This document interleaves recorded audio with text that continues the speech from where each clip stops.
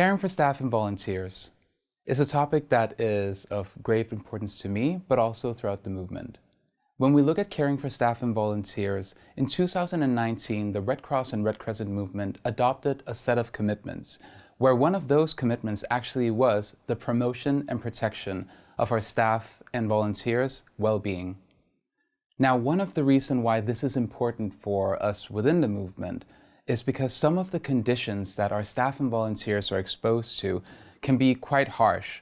The living conditions, the working conditions, even the context in where they're working. And those contexts can even sometimes be a little close to home and actually sometimes even be their home. So at this point, caring for staff and volunteers is not just a nice to have, it's actually a need to have. So what do we do in our movement here when it comes to caring for staff and volunteers?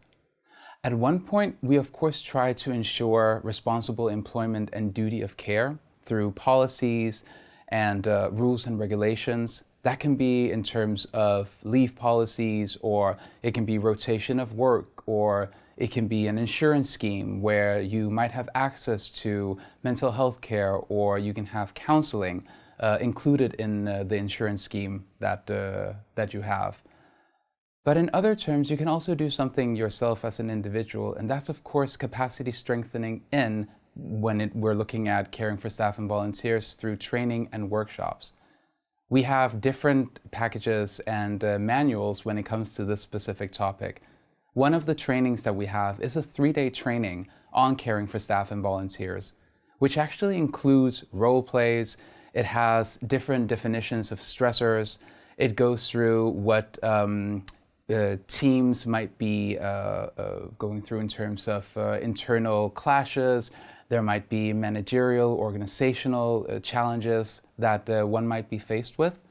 And we also have something called a buddy system. Now, the buddy system is probably one of the key takeaways from this training, and one thing that our participants usually really enjoy. It's very simple, and it is just that, a buddy system, having a buddy that you can talk to, that checks in with you. It can be everything from, have you eaten today? Or are you feeling okay to do the work? Or do you have any challenges that you don't feel comfortable talking about in a larger group maybe? Then your buddy will be able to support you in that. So that's a little bit about what caring for staff and volunteers can look like. But one thing that's always important to remember also is that what might work for you might also work for the person next to you. So be generous in sharing your tips and tricks when it comes to caring for staff and volunteers. Thank you.